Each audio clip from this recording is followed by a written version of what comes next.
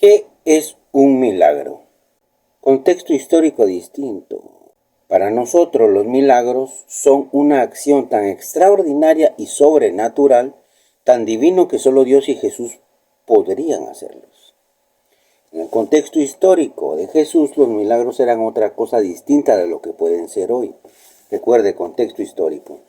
El hombre hoy suele llamar milagro en sentido estricto a un acontecimiento extraordinario que no se puede explicar desde el punto de vista de las ciencias naturales y que es atribuido al menos algunos a una intervención especial de Dios. El criterio decisivo para llamar a un suceso milagro es de que los hechos se salgan de las leyes naturales establecidas por la ciencia, que sea extranormal, extraordinario. Para la Biblia, milagro es un acontecimiento sorprendente, aunque no hace falta que sea contrario a las leyes naturales, que el creyente interpreta como señal de la acción salvadora de Dios. La misma naturaleza, por ejemplo, se le llama milagro, cuando se experimenta en ella la acción de Dios. Se lo podemos corroborar en Salmos 136, 4 al 7. Y es evidente que en este caso no se modifica ninguna ley natural. Ahora bien, los milagros hechos por Jesús son signos, señales de la presencia del reino. El signo es una senda a seguir para encontrarnos con Jesús y aceptarlo. No es propiamente una prueba racional de fe, sino una fuerte llamada a abrir nuestro corazón totalmente a Jesucristo y a su palabra. Los signos quieren indicar que ha llegado Jesucristo, los signos quieren indicar que ha llegado en Jesucristo el reino de Dios. Igualmente, los poderes son señales de que el reino de Dios ha llegado. Es decir, son signos de la victoria del reino de Dios sobre Satan. Mire, la palabra milagro frecuentemente en el Nuevo Testamento y en unas veces en que aparece lo hace en tono crítico. Recuerde, la palabra milagro no es frecuente en el Nuevo Testamento y cuando lo hace su aparición en un tono crítico. Vea, el milagro no es una prueba apologética. Fuimos educados en una mentalidad apologética, según la cual los milagros de Jesús son una prueba contundente de la divinidad. Sin embargo, los evangelios no favorecen esta interpretación. En los evangelios que Jesús se niega a conceder los signos que le piden. Mateo 12, 39, 6 y 4. El milagro no hace nacer la fe, sino que la presupone. Es decir, presupone. Es antes, la supone. No pudo hacer Jesús ningún milagro en Nazaret, dice, por falta de fe en sus paisanos. Marcos 6:5. Y una otra vez Jesús decía a la persona que había sido curada, tu fe te ha curado. ¿Se da cuenta? Marcos 5:34, Marcos 10:52, Mateo 9:28, Lucas 17:9, ahí podemos encontrar, si usted quiere corroborar mis palabras, con la Biblia. Jesús no dice que sea Él quien ha curado, lo que dice, tu fe te ha curado, tu fe te ha curado. Para que se obre un milagro se requiere suficiente convencimiento. Y si se reza con el auténtico convencimiento, la fe es el convencimiento de que Dios es bueno para con el ser humano y puede y ha de triunfar sobre el mal. El poder de la fe, del bien y la verdad, que es el poder de Dios. Los milagros de Jesús son liberadores. Claro, los milagros de Jesús son liberadores y por eso son signos de la llegada del reino. O sea, es un signo de la llegada del reino. Los milagros de Jesús curan, los milagros de Jesús sanan, los milagros de Jesús dan la vista a los ciegos, limpian a los leprosos, reintegran la vida social a los marginados, devuelven la confianza y a los abandonados, libera, son signos del reino. Así bien lo responde Jesús a los enviados de Juan Bautista. Que los ciegos vean, que los cojos anden, era la señal mesiánica anunciada por los profetas. En otra ocasión Jesús lo dice claramente. Si yo echo los demonios del Espíritu de Dios, es señal de que el reino de Dios ha llegado a vosotros. Los milagros sobre la naturaleza que mencionan los evangelios. Tempestad, calmada. Pesca, milagrosa.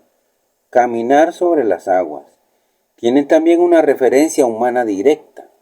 No buscan meramente asombrar, ¡wow!, ¿Cuántos pescados? ¡Wow! Se terminó la lluvia. Sino más bien despertar la confianza y fortalecer ante las dificultades que van a seguir. Fortalecer la confianza, dice. Ahora bien, el milagro no es lo que contradice las leyes de la naturaleza.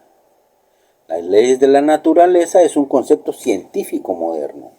La Biblia no divide los acontecimientos en naturales y sobrenaturales. Dios está detrás de todos los acontecimientos. Dios está detrás de todos los acontecimientos. Por eso, el mundo está lleno de milagros para aquellos que tienen ojos para verlos. Una cosa perfectamente explicada por causas naturales puede ser un milagro, como por ejemplo el paso del Mar Rojo. Todos los expertos actuales coincidirían en que este hecho y el subsiguiente hundimiento del ejército egipcio pueden explicarse por el fenómeno natural de las mareas y los vientos, que fueron verdaderamente providenciales para los israelitas en su huida de Egipto. Por todo ello, en la Biblia el milagro suele llamarse más bien signo del poder y de la providencia de Dios, de su justicia y de su clemencia, de su deseo de salvar y liberar. Dios sigue haciendo muchos signos, sobre todo en la vida y en la fe de los cristianos. Pero para poderlos descubrir hace falta precisamente fe. Fe es lo que hace falta para poder descubrir los milagros. ¿Cuál es la finalidad de los milagros? Los milagros son en sí dicho por Dios a las palabras de Cristo. Hebreos 2, 3, 4 que dice, la cual después de que fue anunciada primeramente por medio del Señor, nos fue confirmada por los que oyeron, testificando Dios juntamente con ellos, tanto por señales como por prodigios, y por diversos milagros y por dones del Espíritu, según su propia voluntad. Esa es la finalidad de los milagros, ¿se da cuenta? Dice entonces, decía el párrafo, los milagros son en sí dicho por Dios a las palabras de Cristo. Los milagros no tienen la intención de socorrer la necesidad momentánea, es decir, de un corazón que sufre o deseos de llamar la atención y saciar la curiosidad. Los milagros son revelaciones de la presencia, de la gloria y poder de Dios. Dice en Mateo 11, 2, 5, id y referid a Juan lo que habéis oído y visto.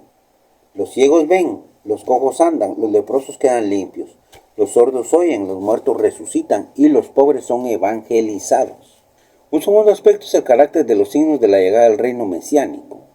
En efecto, como había sido anunciado, Isaías 35 lo puede corroborar, Cristo da vista a los ciegos y hace hablar a los mudos y oír a los sordos. Resucita a los muertos y expulsa a los demonios. Los milagros también son signos de la verdad de la enseñanza de Jesús, en cuanto que confirman que Él procede de Dios. Pues sus obras son comunes. Juan 14, 10, 11, ahí podemos corroborar. Aquel que revela a Dios como Señor de la creación, cuando realiza los milagros con su propio poder, se revela a sí mismo como hijo consustancial del Padre e igual a el señorío sobre la creación. Finalmente, para terminar, los milagros remiten como signo anticipado a lo que es el signo y el milagro fundamental. Escuche bien estas palabras. Los milagros remiten como signo anticipado a lo que es el signo y el milagro fundamental, que es la resurrección de Jesús. Y al mismo tiempo, desde la resurrección del Señor, estos milagros adquieren su más profunda dimensión. Hasta la próxima.